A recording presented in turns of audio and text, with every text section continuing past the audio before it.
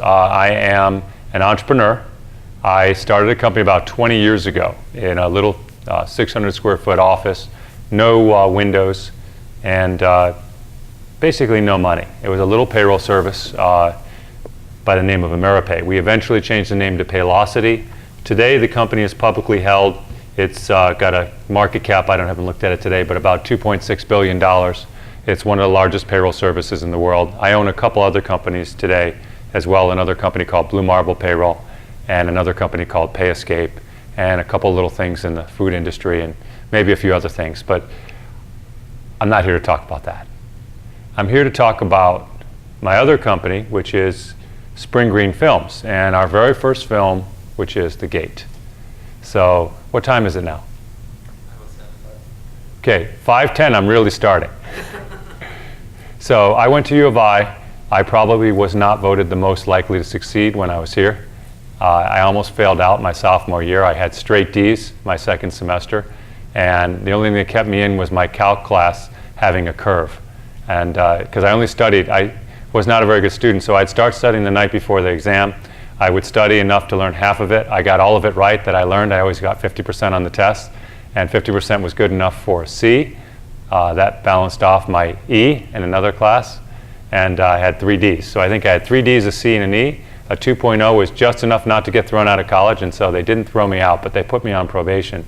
I came back the next semester in economics, no more engineering for me, and graduated. But I don't think anyone would have voted me most likely to succeed. Least likely, probably. I was not an athlete, at least not officially. I was not involved in a lot of activities, except for the Entrepreneurs Club. And I was not a good student. But here I am. And so, how many of you, raise your hand if you're a U of I student? Are you still a student, Carlton? I said U of I. I thought you meant grads. What's your major? Civil engineering. What's your major? Me, I'm economics. I'm industrial engineering. Interesting. I guess my computer liked that. It's out to get you. That, does anyone know what that is? Yeah, it's just nothing to worry about. That's also a picture, picture of the Baha'i Temple in Wilmette. So, for those of you who've never seen it, that is the only Baha'i temple in North America, the oldest Baha'i temple in the world. Took 50 years to build, built from 1903 to 53. In 1903, they started the project. They raised money for 18 more years. In 32 more years, they finished that little temple. And there's now 9 in the world. The 9th one was just finished in Cambodia. That's the only one that you can drive to from here. I guess you could drive to Panama, technically, and maybe to Chile if you wanted to drive a little further, but it'd be a long drive.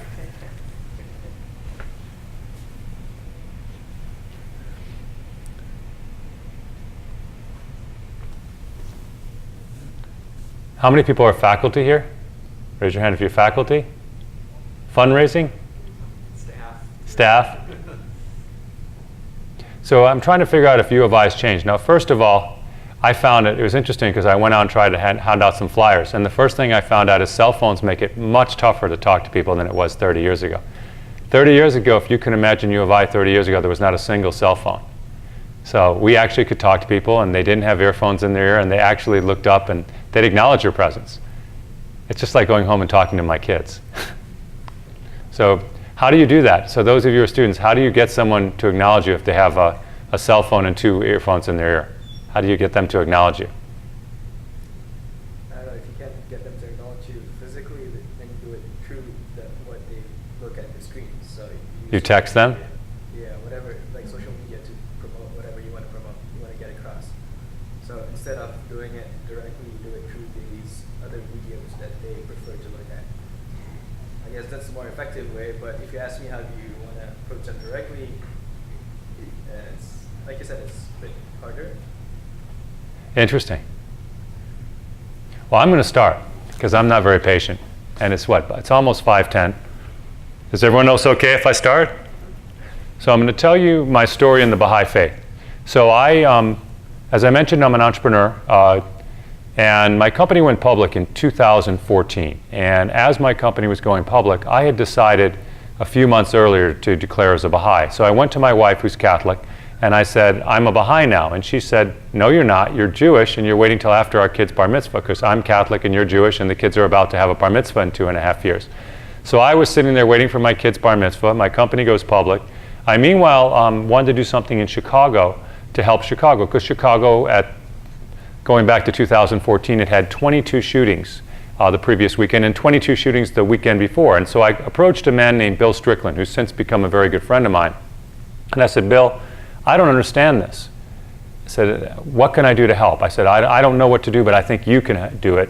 You can help me. And so he makes training centers. He made a beautiful training center in Pittsburgh, an amazing place where they do vocational training for adults and they do arts for kids. And he's now inspired 10 of these centers all around the world. And it really makes a difference in Pittsburgh, where he's from. I wanted to make a difference at Chicago, in the Chicago area. I really couldn't see staying home with all this new money that I was going to have with my company going public and not doing something to help the people of Chicago.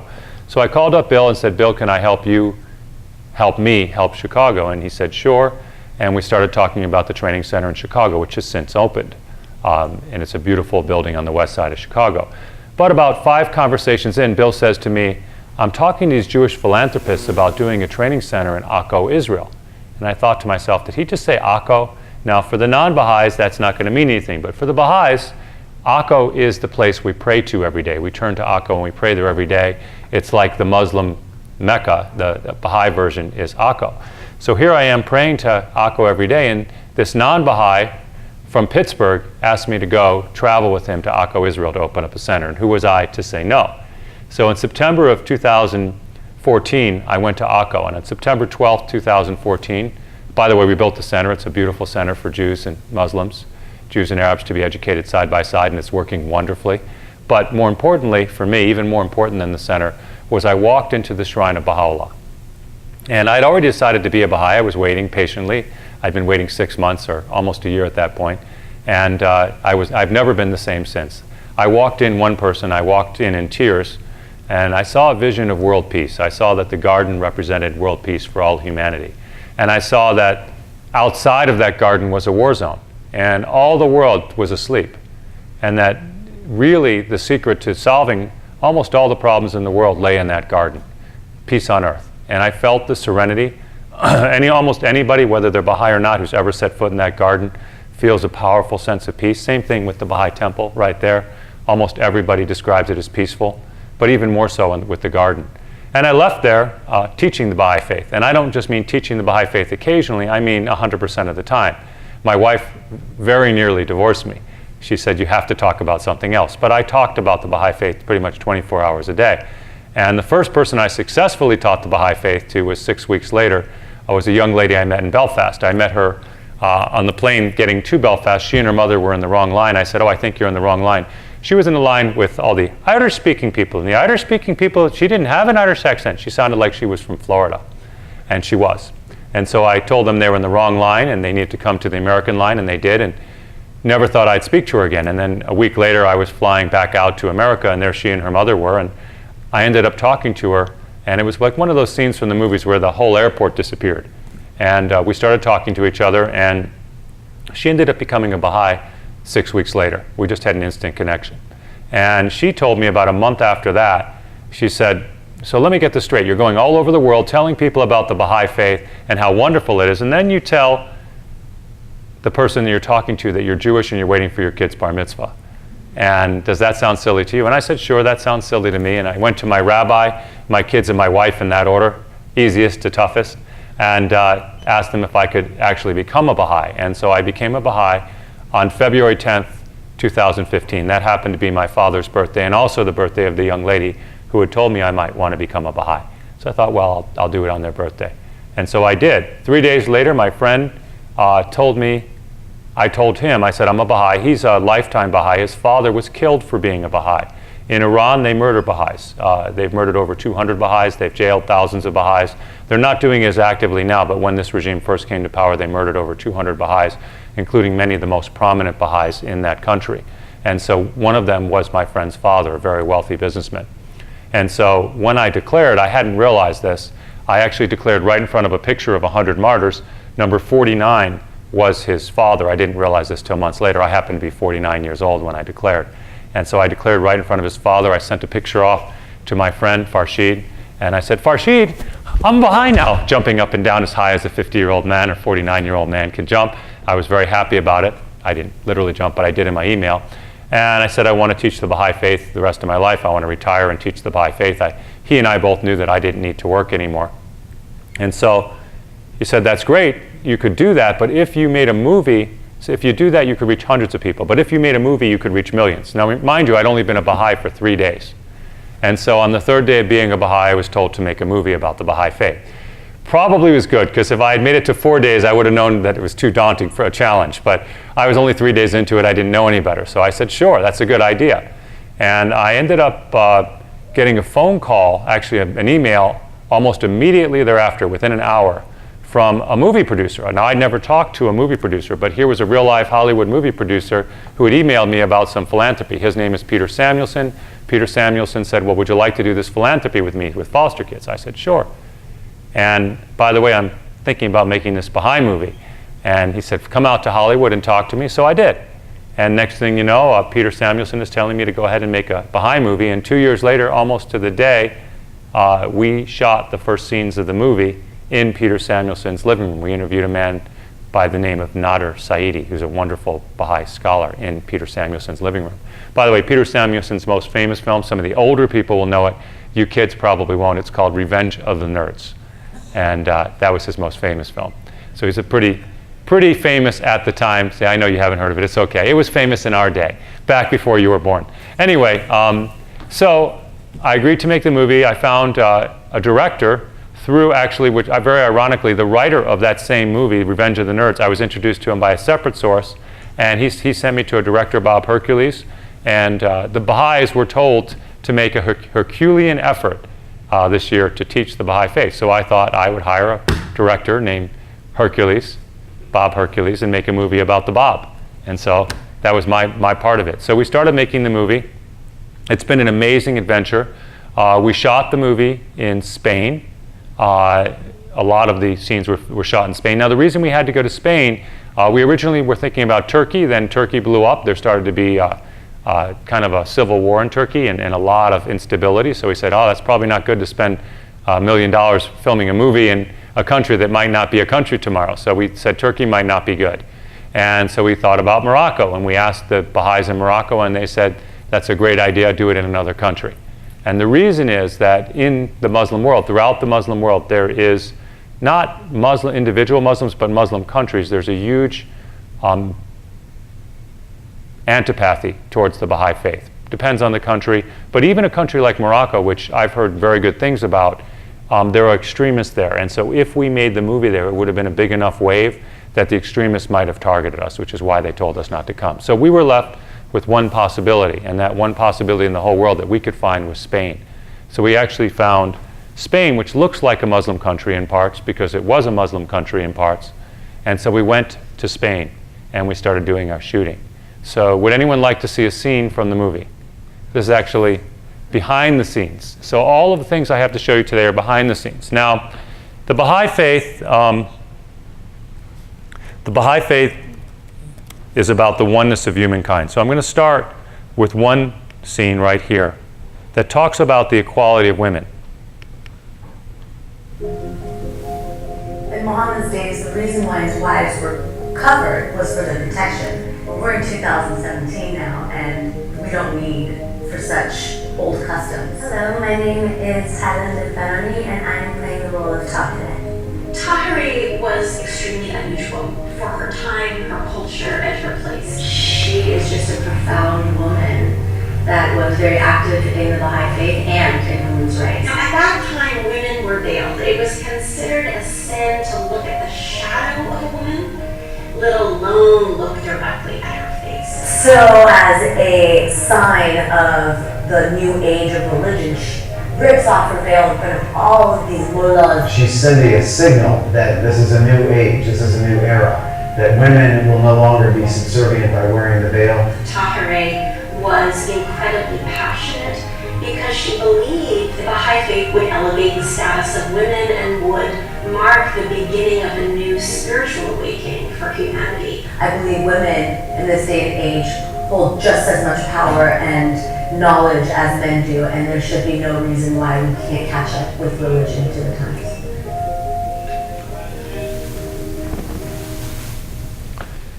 So to those of you who are a little younger, that doesn't seem like a big deal. Women have always had equal rights, or maybe women don't have equal rights, but it's not a big deal to be talking about equal rights for women. But it was back in the days of Tahirih. When Tahirih took off her veil in Persia, not a single Persian woman was without a veil ever, and especially not in public. Now, Tahirih was beautiful and brilliant and brave. Tahirih, when she took off her veil, she announced it was the first time the Babi faith, that's the movie's about the Bab, that's what the gate means. It was the first time the faith had been announced publicly, and it was announced by a woman. And she really announced a new age. She said this is really a new age, and she said that Islam had been abrogated. That was a very, very big thing to say at the time, for a woman to come out and say that publicly. And so she comes out and says that in Persia in 1848. What's even more amazing is what happens later. Days later, basically within 2 weeks, comes the Seneca Falls Women's Convention. It's the first women's rights convention. Remember, at this time in 1848, not a single woman in the world could vote. In many places, women couldn't own property. In most places, women were virtual slaves. They had no rights. Women couldn't go to a school like this. Women couldn't go to a school at all. And today, if a country doesn't give rights to women, a country is looked at as being in the dark ages. And we're still not all there. And if you read the newspapers, the reason why I chose that one first is we read the newspapers today, there's a lot of things coming out about sexual harassment, particularly in the movie industry. And I can say that it's good that that's coming out. It's not so good that it ever happened, but it's good that it's coming out, and it's kind of the last bastion of being able to sexually harass people. And people are saying, women are saying, it's not okay anymore. It's not okay. And this is the end of the prejudice, not the beginning. It's not going to end today. It's not going to end tomorrow. We're not going to solve this in one day. But the fact that it's so public is a good thing. And so this is really more of an unfolding thing that was really started by the Babis and Baha'u'llah and all the people in the Baha'i, what the Baha'is would call the Baha'i era. This is all a new thing. If you look back for thousands of years, women were not equal in society, not in Muslim society, not in Christian society, not in Jewish society, not in any of the previous societies. And in this society today, says Baha'u'llah, the founder of the Baha'i faith, it's imperative that women are equal to men, period. Women have always been equal to men in the eyes of God, said Baha'u'llah. So that's why I chose that one first. And it's interesting to look at it today in this perspective, but go back to the 1800s and realize how radical it was then. And this is my favorite video.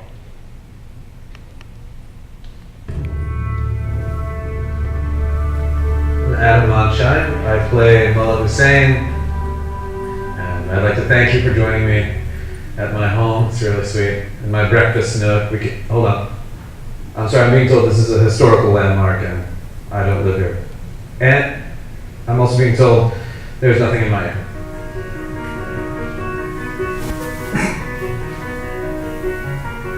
Mullah Hussein was a really deepened scholar of Islam.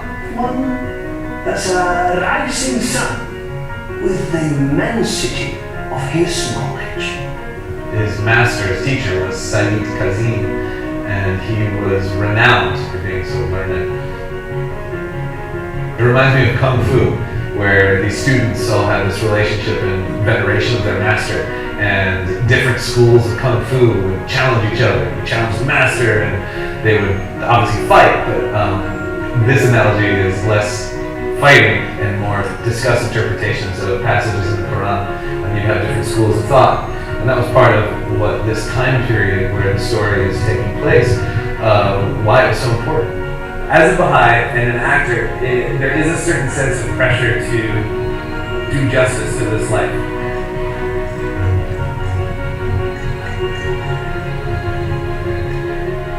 The biggest challenge for me is pretending I'm in a scene with the manifestation of God. And then imagining what Mullah was saying must have felt like I can only scratch the surface of that.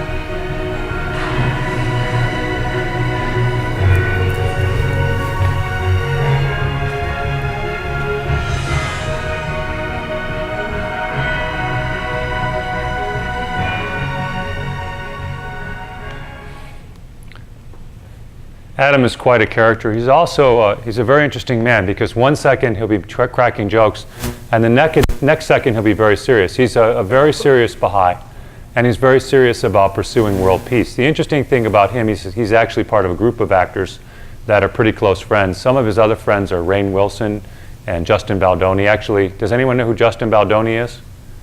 Anyone? Jane the Virgin? Anyone ever heard of this show, Jane the Virgin? No? So, how about The Office? Does anyone know Rainn Wilson from The Office? Yeah. So, anyway, so they all know each other, the Hollywood Baha'i crowd, all the actors, and actually Justin and Rainn have worked quite a bit together. Has anyone heard of Soul Pancake?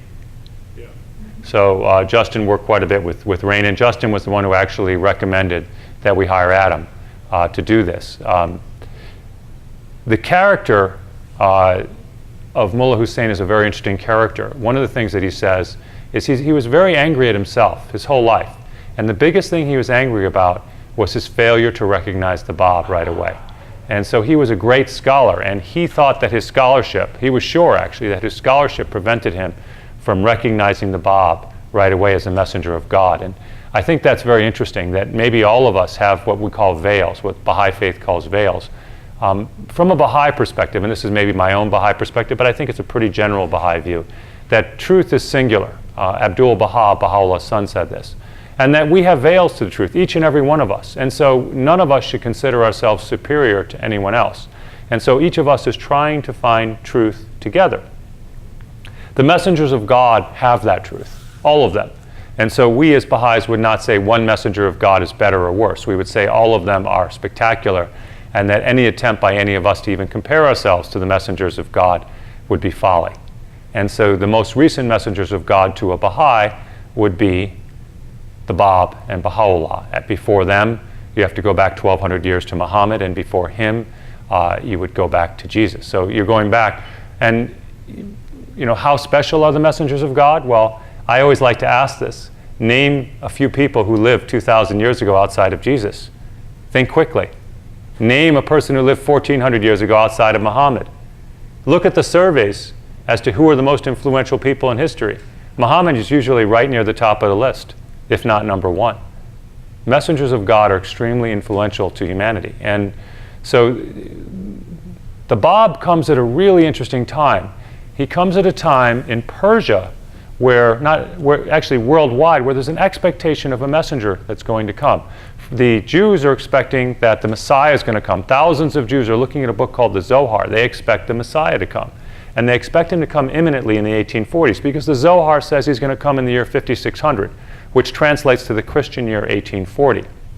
And so there's a big Jewish movement in Persia, in Southern Europe, in Northern Africa, and they're waiting for this Messiah to come. Well, they don't see the Messiah, but they do in 1844 get to go back to Israel, which is an interesting thing. The Ottoman Edict of Toleration allows the Jews to start the migration back to Israel, which ends with the state of Israel in 1948, after 700,000 Jews have returned.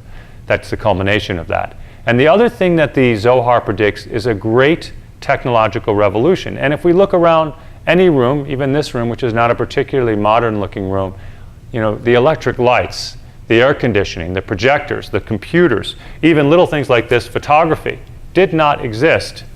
Movies, of course, didn't exist in 1844. The clothes we're all wearing, like t-shirts, did not exist. That old-looking electric clock, of course, anything electronic, did not exist in 1844.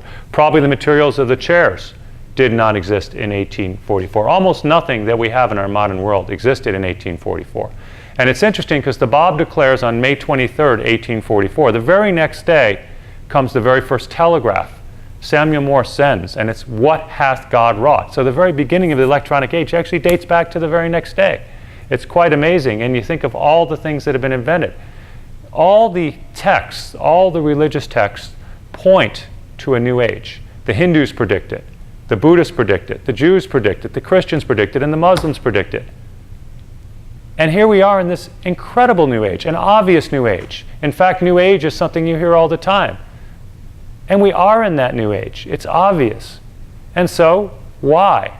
Well, it could be just random. It could be that one day things just started moving faster and inventions started happening 100 times as fast as they did before. But that doesn't make very much sense. what if there was divine intervention? What if there was a cause? For those of you who study any physics, there's usually a cause. And we as Baha'is believe there's a spiritual cause to every golden age. And we believe we're entering a golden age, the greatest one in history. And every religion has had a golden age. The Jews had the kingdom of Israel, the Christians, the Byzantine Empire, the Muslims, the golden age of Islam, the Zoroastrians, the Persian Empire, all great golden ages. And isn't humanity changing very quickly? And could this be the beginning of a golden age? Well, every person has to ask for themselves. We as Baha'is believe that's what we're entering. So this is what we think started that day with Mullah Hussein. So that meeting between Mullah Hussein and the Bab, when the Bab declared to Mullah Hussein, we think was an incredible meeting. And so this idea of a Baha'i playing Mullah Hussein, which Adam got to do, is really, I can't even tell you how thrilled Adam was. He was telling jokes, but then in between the jokes, he was very serious, and he said, I can't believe I'm doing this. I can't believe I'm sitting here. So for Baha'is, it was an incredible moment to be able to be in that moment. And it's quite interesting. The Christian movement that's happening along with the Jewish movement was worldwide. And there were millions of Christians waiting for Christ. The same time the Jews were waiting for the Messiah, there were millions of Christians waiting for Christ at the same exact time in the year 1844. The Mormons, the followers of Joseph Smith, they were waiting because Joseph Smith told them. Martin Luther told the Lutherans that Christ would return in 1840. John Wesley told his followers that Christ would return in 1836. And William Miller, who studied the Bible for 2 years and then checked his findings for 4 more years, guaranteed that Jesus would return in 1844. And so in 1844, on October 22nd, 1844, in the northeast of America, 100,000 followers of William Miller experienced a great disappointment when they didn't see Christ return. And so it's rather ironic that a messenger of God did actually appear that same year, and that was the Bab.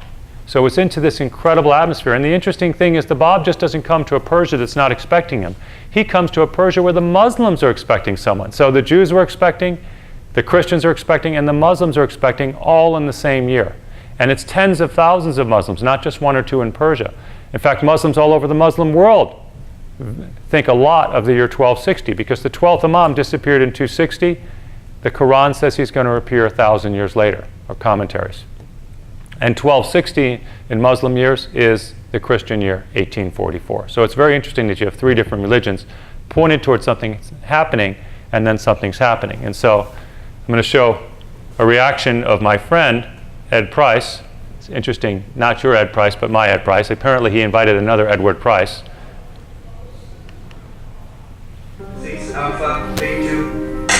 What it feels like for a Baha'i. Edward Price. I'm one of the writers of the movie script. He just did the visualization of the time when Baha'u'llah was in the prison. He's the one that the Bab said everybody should be waiting for.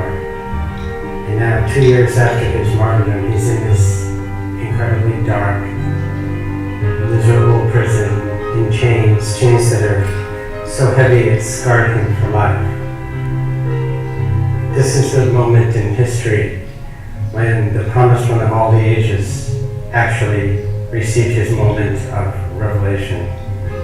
It's the burning bush, it's the dove at the River Jordan, it's the angel Gabriel to Muhammad, it's Buddha under the Bodhi tree. This is the moment. And we just filmed it. I can't believe that out of all the Baha'is in the world, I have this privilege. And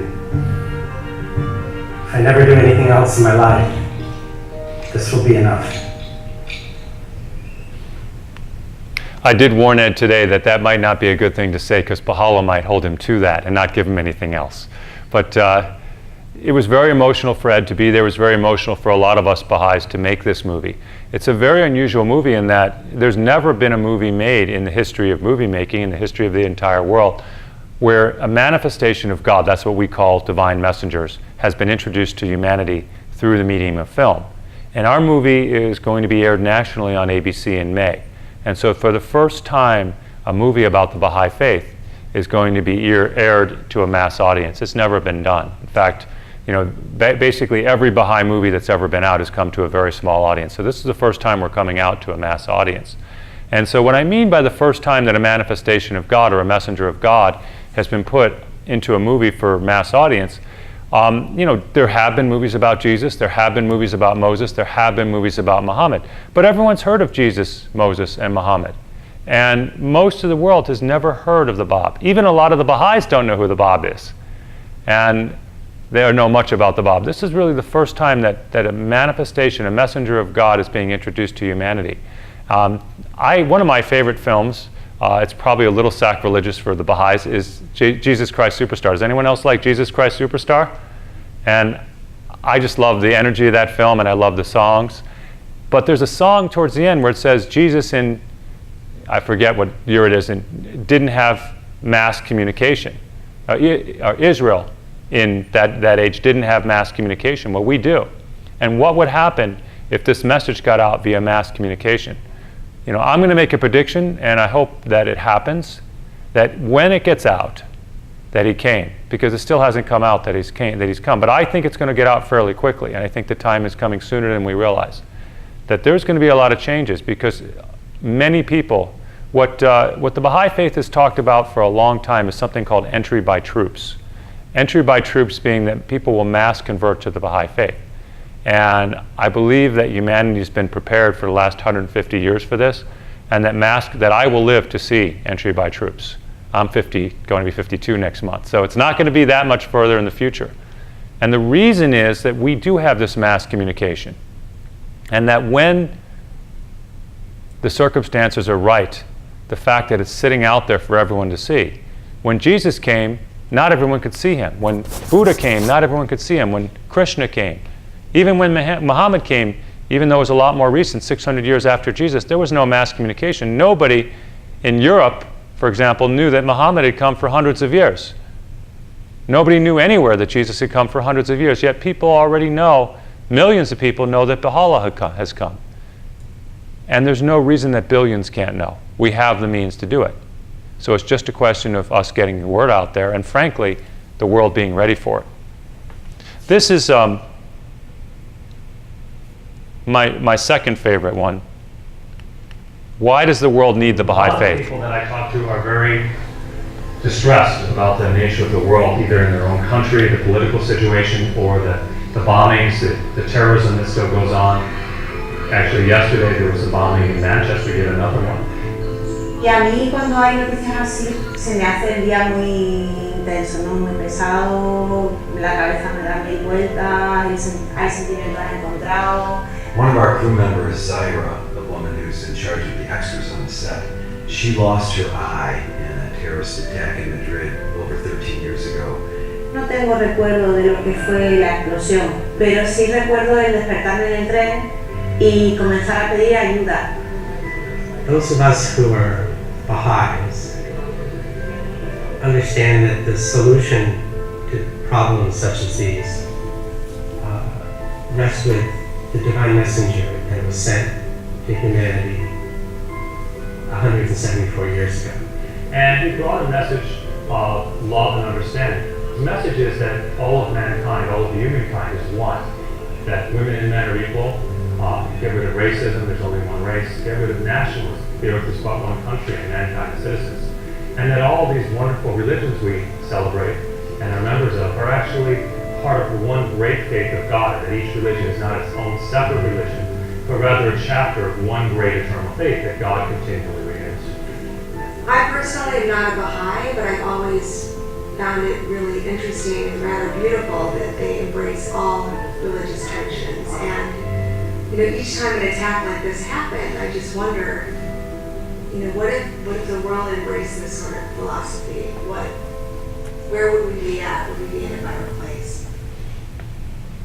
Now this, at the very end of this is the Shrine of the Bab.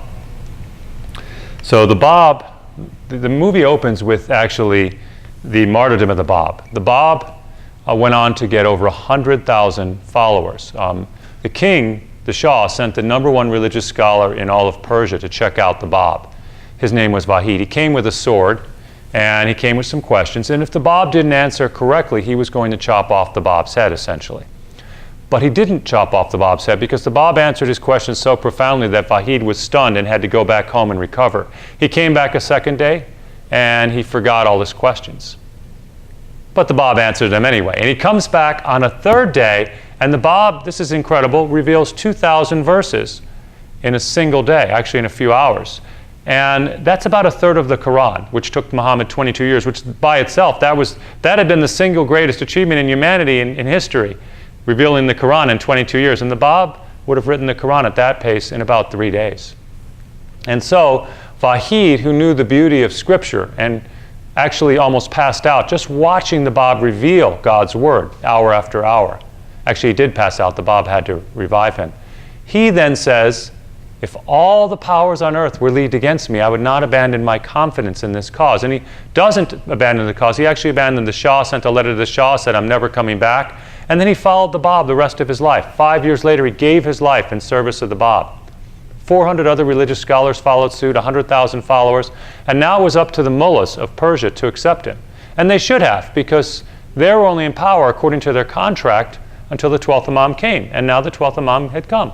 So now they had to either accept him or not. And of course, if they accepted him, they'd have to give up their power. So does anyone think they gave up their power? Raise your hand if you think the mullahs gave up their power. This play has been written before. And so just like the Pharisees, just like the Egyptian priests, just like the Meccan priests in Muhammad's day,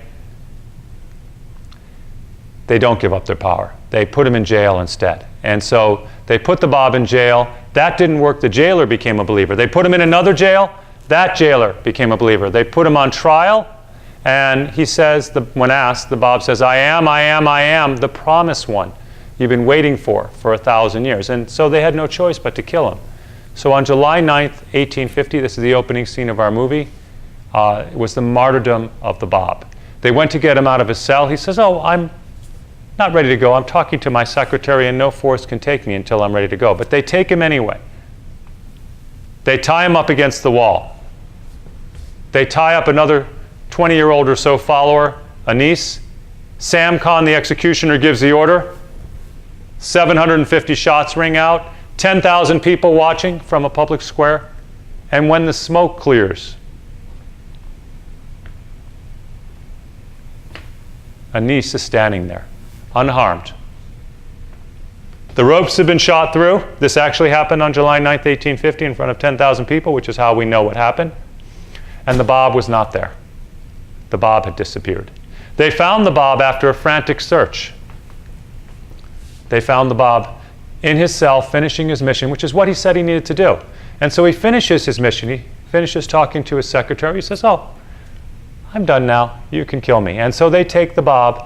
They tie him up again. They tie up Anis again. Sam Khan, the executioner, the original executioner, says, you can shoot me. I'm never going to harm him again. They get another regiment. Sam Khan pulled his entire regiment. They get another regiment of 750 people, and they shoot and kill the Bab and Anis. And they killed over 20,000 of his followers, all to put down this new religion, all to hold their power. The mullahs of Persia did this. Now, the mullahs of Persia at the time shared power with the Shah.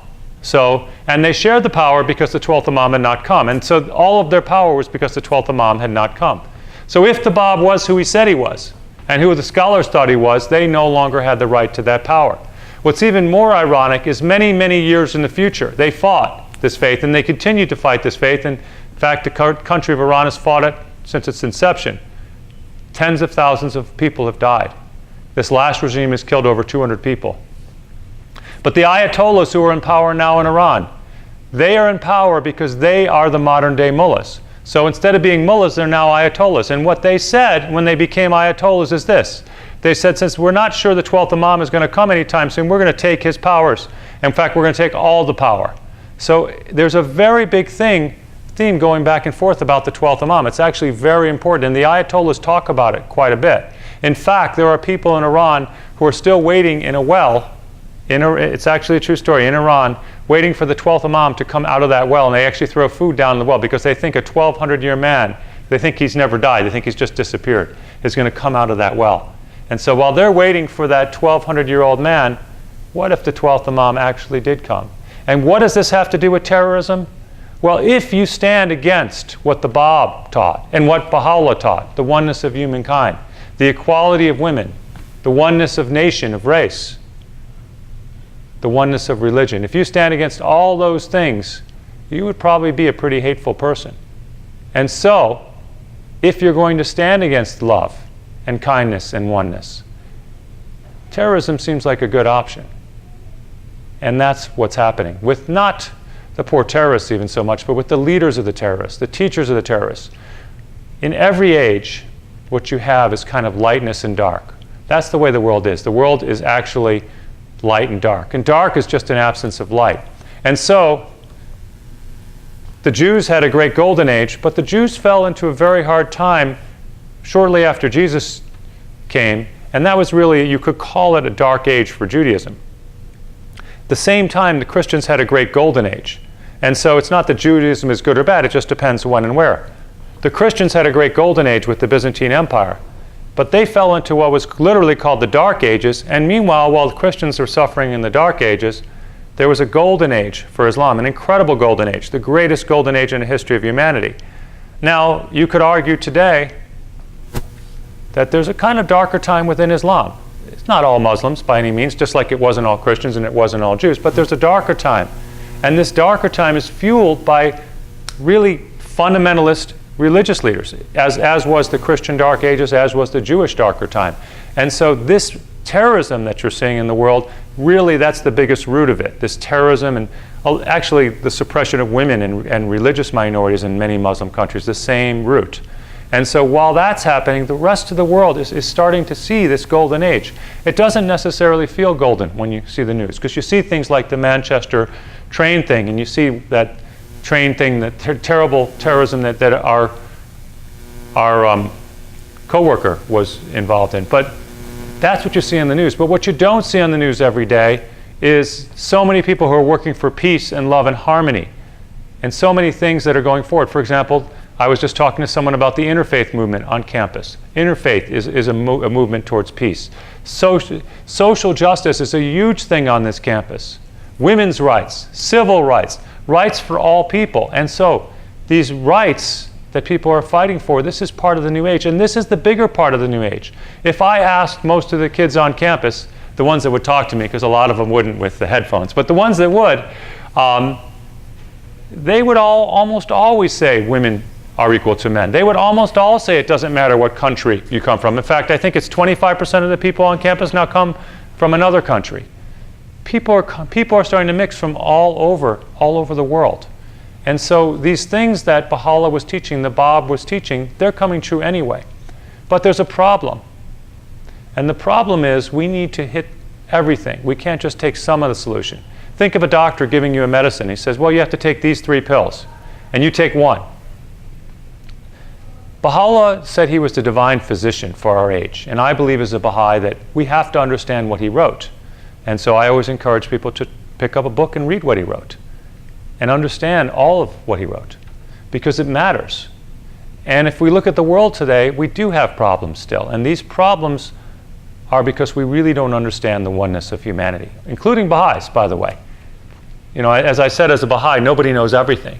So all of us are on this road towards learning. But we believe as Baha'is that Baha'u'llah has given us this divine cure for what ails humanity. So everyone may, you know, even if whether you're a Baha'i or not, think about what you see today in humanity. Is this what we want? Do we want war? Do we want hatred? Do we want divisiveness? Look at our political system in this country. Is this what we want? And if not, Baha'u'llah might have a better solution. One of the things that Baha'is have, which I love, is we can't do partisan politics. So you notice I didn't talk about either of the parties when I talked about our political system. I talk about the system itself. And I'll never talk about a politician.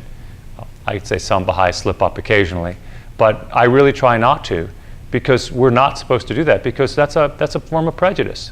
Hating a person is a form of hate, and every religion cautions against that. So one of our rules is literally we don't do partisan politics. We can vote, we can have an opinion about lots of issues, but what we can't do is say this person is an idiot, or that person is a jerk, or this party is all wrong. No party is all wrong. It's impossible. We're human. We can't help but be right occasionally. even the worst of us. So I want to show you one more video, maybe two more videos. These are some of the locations we shot in Spain. Filming in Spain was absolutely breathtaking. We filmed at incredible places that a guy living on the south side of Chicago would only dream of seeing. Our locations on the entire shoot were phenomenal. We were shooting underneath the world famous Alhambra Palace. Marker. We're filming some street scenes here in Granada. We rented a 10th century castle. We filmed at forts, neighborhoods, deserts, wonderful castles. To think that we're able to shoot here is really quite a gift. So Keith and Bob have been together for 30 years, believe it or not. Keith doesn't look old enough to have been with Bob for 30 years, but they've been together as partners, business partners for 30 years. Keith is also the cameraman for Oprah Winfrey. I don't know if you've heard of her, but he works with her too. We're just a sideline for him. Do you guys want to see any more videos? Yes or no? Yes. Okay. This is an interesting one, just a kind of a point about America and how we are a little warped sometimes. Today's scene involved the execution of the Bob. So we had rifle gun experts here with our extras who had played the soldiers. Se mete un cartucho de fogueo, se cierra, se amartilla. What we did not think about was that in Spain, unlike the US, many of the teenagers and the young adults have never actually owned a gun or a rifle, have never fired one. It took a while to show them how to operate and even hold a gun. There's kids in the United States, I mean, they know how to hold a gun at 2 years old, playing cops and robbers and bang bang, shoot them up. It was a little bit of a kind of an aha moment. I only wish that kids in America had the same problem. So this is my little embarrassing one. Our locations on this shoot were absolutely amazing. We filmed everywhere from Oh, wait. Royal Alcazar Palace in Nope, this is the wrong one. Huh. Interesting. No, this should be. Yeah, let's try it.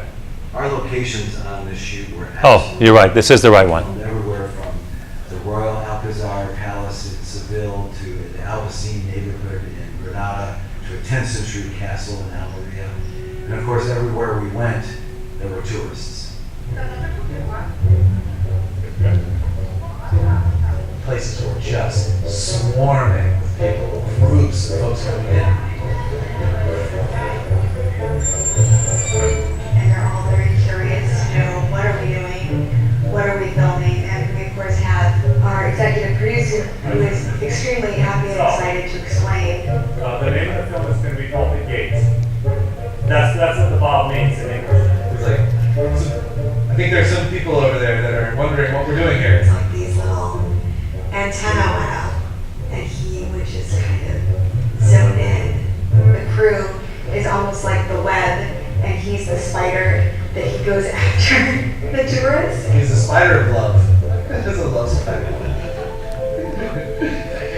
His passion is super contagious. We're being about to try them out. And so he tells me something. I remember one particular day of filming, we were, of course, behind schedule. The sun was going down on us and we only had a limited amount of time. And I look over and our executive producer, Steve, is actually holding court. Somehow he had gotten the tour guide's microphone and there he was teaching the faith to all the tourists who were surrounding the film set. Steve is like a teaching machine. His joy of teaching is utterly unstoppable. Los muros no puedo try and speak in all the languages that there were, and if you didn't, you'd grab somebody and be like, come to me, was so excited and so contagious, and it was love. I'm a very tireless teacher of the Baha'i faith. So wherever I go every day, I'm telling people about this. And so I think our movie is important because it says to people, look, there is hope, there is an alternative, and here are some ideas that might be good for the world. So that's really the purpose of the movie, is to bring the Baha'i faith out there. And not to tell everyone they have to be a Baha'i, but to ask the question, what if there was a better way? And what if there's a better way than what you see in the news every day? I was raised Jewish. I wasn't raised in the Baha'i faith. I discovered it myself, and I thought about it myself. But what if we all search for truth every day? Wouldn't we come out somewhere closer than we do? Our biggest problem, I think, is that we don't. And I think we all should. That's what Baha'u'llah said. And when I say all of us, I mean all of us. I'm including myself in that. All of us should search for truth every day. And the more we all search for truth together, then the more we'll get closer together. But if we stay in our silos and we label each other and we say, you're this, and I'm that, and you're this, we can't ever have peace. And so peace begins one person at a time, one heart at a time, and it goes on like a tidal wave. And I do believe that, I hope for you young people, because I don't have that many more years, but I hope the people that are in their 20s or even younger will live to see a world where there's actually peace. I don't know that I'll make it, but I hope that my children who are 14 will make it. And that's what I work for every day, is trying to make a difference. I figure I could do a lot of things. I could go buy a yacht.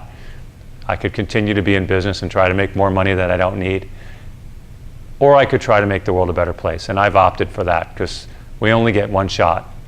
At least Baha'is believe that. Some people believe in reincarnation. We're not them. I think I want to do as much good in the world as I can. And I've thought about it a lot, and I actually have a kind of unique perspective because I'm a philanthropist as well. My wife and I support 50 different organizations. And I like philanthropy, but I love the Baha'i faith. And I don't think that all the philanthropy I do is going to solve the world's problems. It's temporary. I mean, it's kind of like someone's fallen and they've cut themselves and you put a bandage on. It's the humane thing to do. But the thing is, they're going to fall and cut themselves again unless you figure out why they fell in the first place. Why do we fall? We fall because we're not one.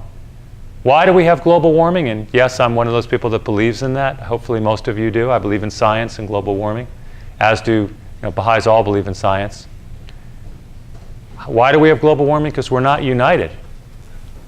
Why do we have wars? Because we're not united. Why do we have the political problems we have in this country? Because we're not united. And so what do we need to do? Perhaps Baha'u'llah had some of the answers. So does anyone have any questions? Since we've got such a small group, you can all ask me questions. Or I'll ask you questions. I can do that too. Anybody have a question?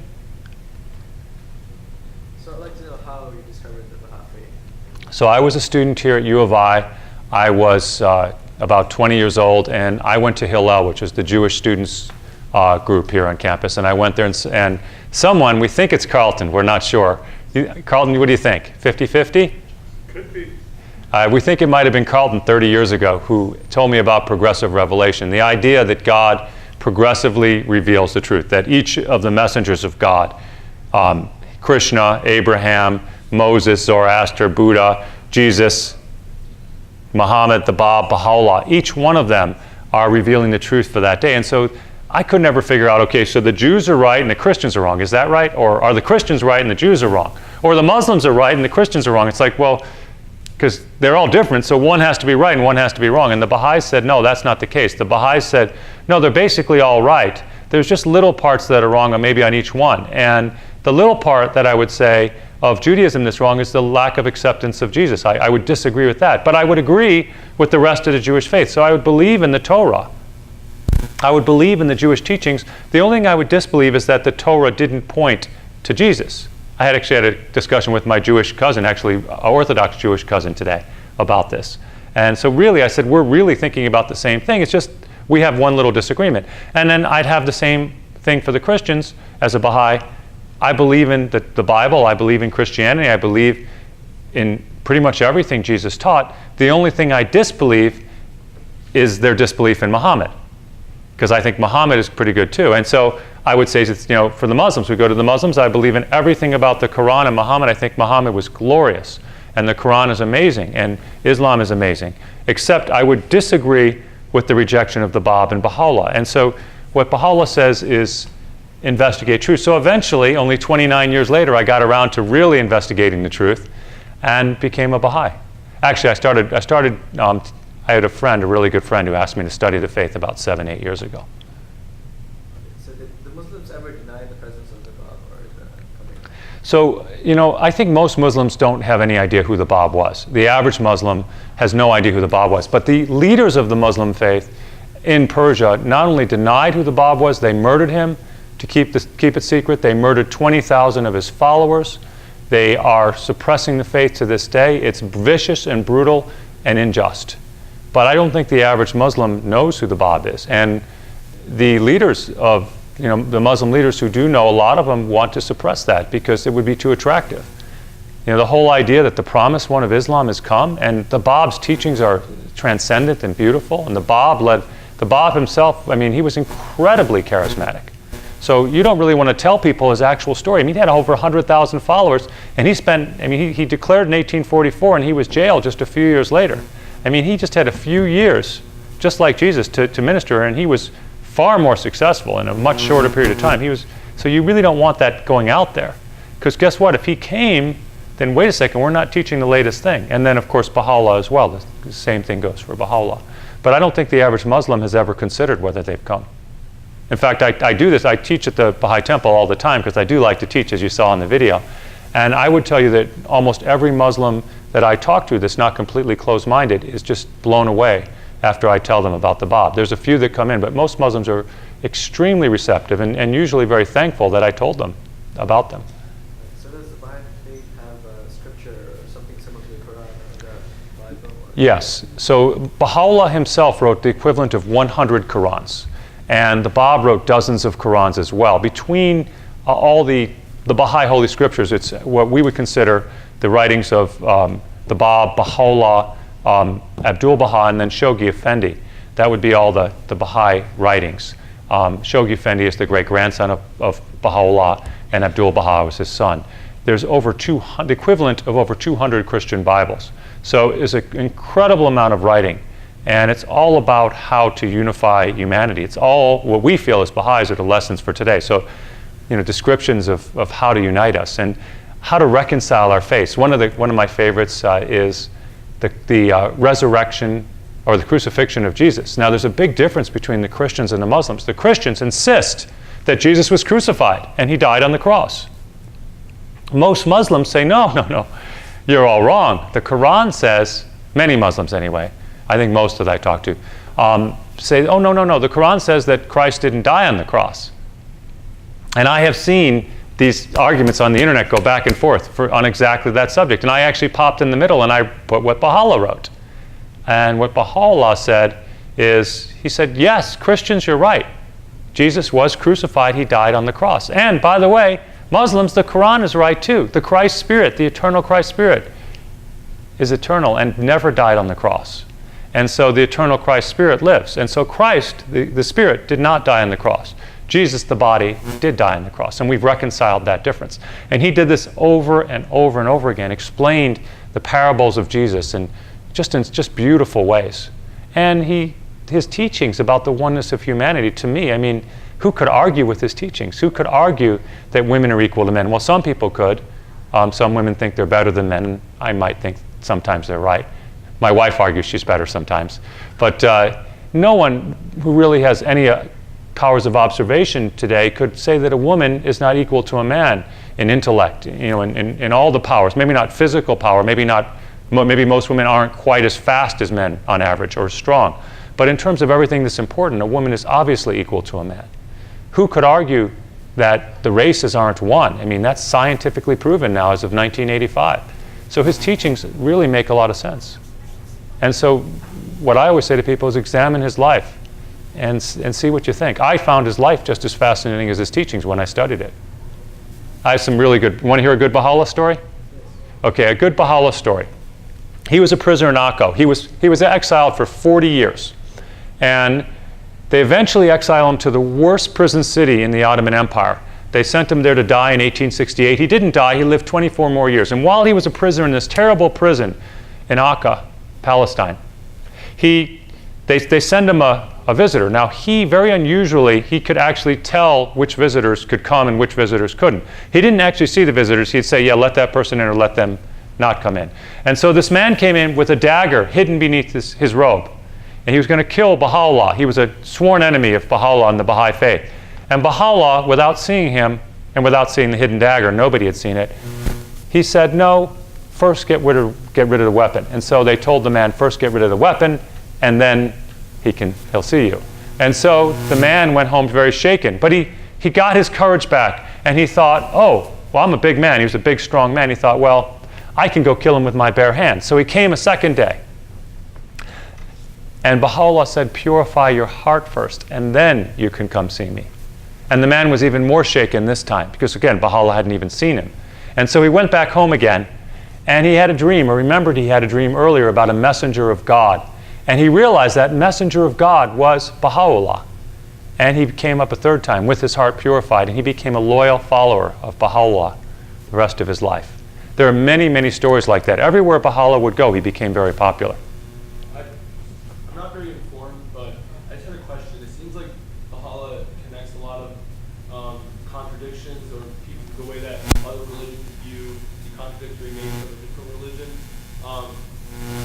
Baha'u'llah certain following in its own creed, or is it like a reconciling across all religions, and they're just saying that they're all right, and it's not, and Baha'u'llah itself is not a following, but just recognizing the fact that there's truth in every religion? Yes. Okay. So Baha'u'llah has his own following, Baha'is. I'm a Baha'i. There's several Baha'is in the room. So we are Baha'is. We're followers of Baha'u'llah, or followers of the light, or followers of glory. Baha'u'llah means the glory of God. However, he's also reconciling all religions. So what Baha'is believe is that all religion is actually one. So every major religion says there's one God. The Jews say it, the Muslims say it, the Christians say it. And actually, even if you go back as far as the Hindus, there's really indication it's a single God, because there's no temples to Brahma in India, Brahma, the main God.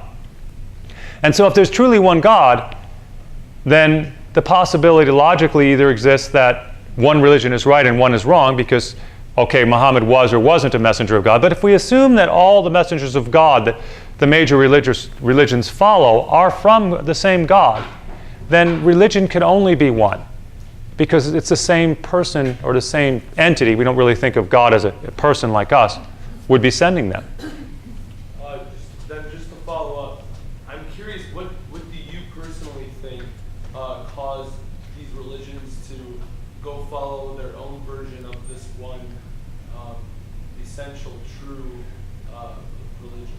So if you read the Baha'u'llah's Book of Certitude, which he wrote in 2 days, it's an amazing book, you would have the answer. But I'll give you my weak answer. His answer is much better. But essentially, he says the religious leaders in every age, the divines of every age, mislead their followers. And so they become attached to the power and the traditions. And because people become attached to the traditions of their faith, and the religious leaders in particular become attached to the power, they kind of cause a lot of the issues. And should people investigate each successive faith without those veils, he calls them, then we would realize it's one faith. And if we look at Judaism, for example, the heart of Judaism is love God and love thy neighbor as thyself, and Christianity the same, and Islam the same, and Hinduism. And so what Baha'u'llah says is the spiritual element, the spiritual teachings are identical. They're not similar, they're identical. The differences, he says, are the outer forms of religion. So imagine imagine humanity as a singular child, because humanity is one in the Baha'i faith, a singular child going through school, first grade, second grade, third grade, fourth grade, fifth grade. We don't learn the same things in fifth grade as we do in first grade. But yet they're valuable and they're not contradictory. And so it's thought of, because they're different, they're contradictory. And some of the things, I was actually talking to my cousin today about the Jewish faith in Baha'i, and I said, tell me about Christmas. And he's thinking, why am I asking about that? Well, I'm pointing out that Christmas has nothing to do with Jesus. I mean, Christmas didn't come from Jesus or anywhere in the Bible. Christmas and Easter, by the way, used to be called Oster, are continuations of pagan holidays. And so I'm not saying anything against Christianity, it's just saying those particular things have nothing to do with the teachings of Jesus. And many of the things that Jews do have nothing to do with the teachings of Moses. And the same thing with Islam. And so what happens is we move far away from the original teachings. The closer we get back to the original teachings, the closer we are to unity. And the rituals are different somewhat because in each age, you know, as a first grader you act different than a third grader and a fifth grader, but those rituals, says Baha'u'llah, are not important. What's important are the spiritual teachings, which are one. All right, and then just last question, humor me for a little bit. Which religion then is the most, I guess if one of them is first grade, the other one's second grade, and the other one's arguing points on fifth grade, which one's the most, in your opinion, then, I guess, advanced in terms of education, if education is the progression of? Well, in terms of the teachings for this age, it would be the Baha'i faith. Okay. So in terms of that, in terms of the social laws and teachings, we would say that. However, which one comes closest to you guys then? Well, it would be Islam because it's the previous one. However, there's a problem with Islam because Islam has been twisted by certain people. Right. So it depends on which version. If you get a pure version of Islam, that would be wonderful. You know, I think that. But I wouldn't say Islam is the closest to us because there's elements of Christianity in the Baha'i faith and elements of Judaism and there's elements of Hinduism and Buddhism. I think when you start comparing the religions, it gets to me a slippery slope. And as a Baha'i, I don't like to do that. What Baha'u'llah said is that all the messengers of God are really one. And to even argue that they're a hair's breadth different is wrong. And I kind of feel that way about the religions as well. So for example, my mother is Jewish. And so, you know, would I say I'm a better person because I'm a Baha'i and she's a Jew? No. I would never say I'm a better person than my mother. And I really mean that. My mother is just amazing. And so I just tried to go my whole life trying to be as good as her and failing. But that doesn't, you know, what religion you call yourself is not important. It's how you follow your religion. And because the spiritual teachings are identical, someone who's a really good, passionate Christian or a really good, passionate Jew or a passionate Hindu or a passionate Muslim can be a great person. And someone who's a Baha'i can be not a great person. It's not what you label yourself. However, cumulatively, and this is the important part, cumulatively for world peace, for world salvation, we do believe that Baha'u'llah and his teachings are extremely important. And so when we as a globe understand his teachings, we can have world peace. He says he's the divine physician for this day. I tend not to compare the followers of any religion against the other, but I would say that rather that humanity itself needs to have these lessons cumulatively, and these lessons are for all of us. And so rather than saying a Muslim is worse or a Jew is worse, I would say all of us, no matter what we profess, what faith, let's take a look at these lessons for ourselves and study them, and maybe they can help us, all of us. Thank you. Right, so you said before Baha'ism, it was, before the Baha'i faith came, it was most recently the Muslim faith, right? Mm-hmm. So what would you say the most significant progression from Islam to Baha'i has been? Like changes? Yeah. Right. So some of the punishments in Islam were really rough. Like for example, so we have a lot of the same things you don't do. Like for example, adultery was bad. Adultery is still bad. However, in the days of Islam, you would stone or lash someone who did adultery. We would just have a fine. And there's a lot of penalties like that. So a lot of the penalties have gotten easier. But some of the really breathtaking, groundbreaking things, the elimination of slavery. Under Islam, Christianity, and Judaism, slavery still existed. Baha'u'llah outlawed slavery. The true equality of women is huge. And in Islam, as you can see today, most of the Muslim countries are at the bottom of women's rights. And it's not because Islam was originally behind in women's rights. I ask this question all the time to women as they come in the Baha'i temple. Would you want to be a Muslim woman in Saudi Arabia today? And almost everybody says no. And then I say, well, that's the wrong question. The right question is, would you have wanted to be a Muslim woman 1,000 years ago? And the answer, of course, is yes. During the golden age of Islam, women had incredible rights, rights they had nowhere else in the world. And so Islam originally raised the rights of women. The problem within Muslim countries today is that they're not moving forward from there, and everyone else is moving forward. And really what's happening is the other countries are moving into the Baha'i view of women, which is forward. It's not the Christian view of women, it's not the original Christian view of women, it's not the Jewish view of women, it's the Baha'i version. Equality of women is huge. Universal education is also huge. None of these things existed when Baha'u'llah came. the oneness of humanity, and the idea of actually achieving world peace. This overriding idea that we're going for world peace, and that's our main reason for existence, is really amazing in the Baha'i faith. Not to say that there aren't the roots of this everywhere in Islam. There are roots of this in every religion, because it's the same religion. So we don't think that, oh my God, there's this Muslim religion, it was really bad, and now we have the Baha'i religion, it's really good. We would say that the roots of everything Baha'i is in Islam, and Christianity, and Judaism, because it's the same book. What about your, say, a God or your practices in the religion? You like Muslims pray 5 times a day, Christians have a Sunday Mass, or? So Baha'is pray a minimum of 1 time a day. But Baha'is can pray 5 times a day or 100 times a day, but it's more flexible. Think of college, you have a lot more flexibility. You might study more, you might study less. We look at that as an outer form of religion, and Baha'u'llah cautioned us not to get too caught up in that. And so if someone wants to pray 5 times a day, they should. If someone wants to pray once a day, the sincerity of the prayers is much more important. Is there a fixed ritual? Yes, so we say obligatory prayers. We have a short, long, and medium obligatory prayer. And if you said all 3 every day, that would be 5 times a day. And so, Baha'u'llah doesn't say not to do it. He just doesn't require it. Are the roots of Baha'i faith in Arabic, like Islam? Or? Yes, they are. But the language is not important so much, because it's in almost all the languages of the world. There's Baha'is in 200 countries, pretty close.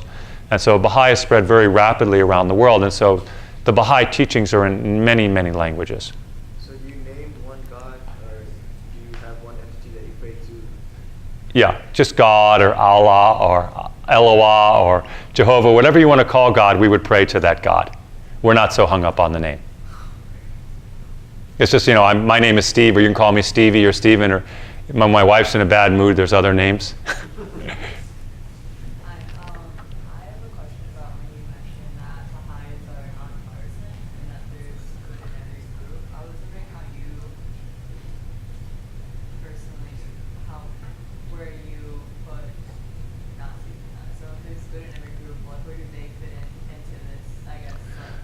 Well, so Nazis, so that's an interesting one. So Nazis, I would probably be against everything they stand for, but I wouldn't, as this part, I wouldn't probably oppose their party. That's pretty difficult. You know what? The closest thing I would say to the Nazis would be, and I'll say this, the government in Iran today is very, very bad towards Baha'is. And so Baha'is don't oppose that government. Baha'is don't say that we want a new government or try to have a revolution. What Baha'is say, we would oppose the injustices. And so Baha'is very loudly oppose the injustices. We say this is unjust, this is unjust, this is unjust. But we wouldn't actually oppose the party. And so I actually went to temple with my father. And I said to them, and we were having discussion after temple services, because I was raised Jewish. And I said, do you want Hitler to go to heaven? And they're all, no way, we want Hitler to go as far down. And I said, I want him to go to heaven. And they looked at me kind of strange. My dad was ready to punch me, because we had 22 people who died in our family in the Holocaust. I said, no, don't get me wrong. I'm not justifying anything Hitler did. But Hitler was a human soul. And so I want for every human soul to eventually reconcile with God. Now with Hitler, he may have a long road to get there. But we should wish for the worst of us. And that's why I used him as an example. We should wish for the worst of us unity with God, because we are essentially one human soul. All of humanity is one, and so we should love everybody. We may not agree with what they do or what they say, but we should love them, and we should give everyone a chance to do good. We can oppose when they do bad, and we can oppose their actions, but we shouldn't hate them. If that makes. I wanted to add to what you were saying. It's like the Christians say, you're not the one to judge, because that's God's job. Yeah. If you truly believe, at least in the Christian faith, in God, then God's the person who judges, not anybody else. Humans are equally as sinful as each other. They're in no position to make a judgment on somebody else, at least not before God. So if you do judge, then you are sinning. Well, I would say it a little differently. I wouldn't say we're equally sinful. I would say we might, some of us might. We're all born sinners. Is that? No, actually, we wouldn't say that. Baha'is would actually say we're born noble. Okay. So Baha'u'llah said we were born noble, not sinners. Okay, I'm sorry. But we all sin. No, but we would say that all of us have flaws and all of us have faults. We wouldn't say it's all equal. However, what we would say, and I would agree with you 110% on the judgment part, we as Baha'is would echo that. Baha'u'llah said, breathe not the sins of others while thou art thyself a sinner. Almost identical to what Jesus said. And so we would agree with that. The only thing I would say is it doesn't mean we're equal, although we are all equal in the sense we're all equal in the eyes of God. In other words, we're all loved by God. We're all His children. But that doesn't mean I'm equally tall to you or I'm equally young to you. I meant on the spiritual sense. On the spiritual sense, we are all equal in that we are all human. We're on the same plane. But some of us sin more than others. Some of us do more good. Some of us do more bad. It's not us to, yeah, it's not up to us to judge anyone else. We can judge their actions as best we can, but that's really up to God. Yes. Any other questions? Yes, sir. Well, thank you so much, Steve. Always a joy to hear you talk. And also thank you for sharing the videos. No problem. I'm really looking forward to the film now. So I fresh off reading an article that Ray Wilson wrote on Happiness.com. Yeah. Today or yesterday. And it's a beautiful article, and definitely recommend everyone to read it if you come across it. But my question is actually, Rain is amazing. He's amazing. This article that on the same website, just right underneath this article, it's like all the article, all the links that they have, like reached the end of the article, and it spoke about how most likely we will never really arrive at a harmony of theology, a harmony of religion, in the more outward form. And I find myself thinking about this a lot. What happens in the future, next year after the film is out, it reaches a mass audience, is essentially truths going to be realized, or That's God's job, not mine. I mean, it's in essence, I don't know. I'm just going to do everything I can to do entry by troops. I mean, I believe that, look at the world today and we say, could it be better? Would it be better? Would it be better if everyone believed in the oneness of religion? Would it be better if everyone believed in the oneness of race? If racism could be eradicated, if sexism could be eradicated, would the world be a better place? Would it be better if we could be unified in terms of how we work on the environment? And that's what the Baha'i Faith is working towards. And so I believe it would be wonderful, but God has His place in time. There's in the Bible, it's everything. There's a season. There's a song about it too. For those of you who are old like me, we actually remember that song. To everything, turn, turn, turn. There's a season, and so the season will come for mass entry by troops. For those of us who are Baha'is, we hope that season comes sooner rather than later. But I can't tell you when it's going to happen. All I'm going to do is dedicate my life towards trying to help, and if it happens, it happens. I will say, when I was saying before, as a philanthropist, I think the most important thing I can do is teach the faith. It's far more important than philanthropy, because teaching the faith will relieve us of most of the band-aids we have to put on. We'll stop cutting each other, which is really most of the sorrows in the world are caused by humanity, not caused by God.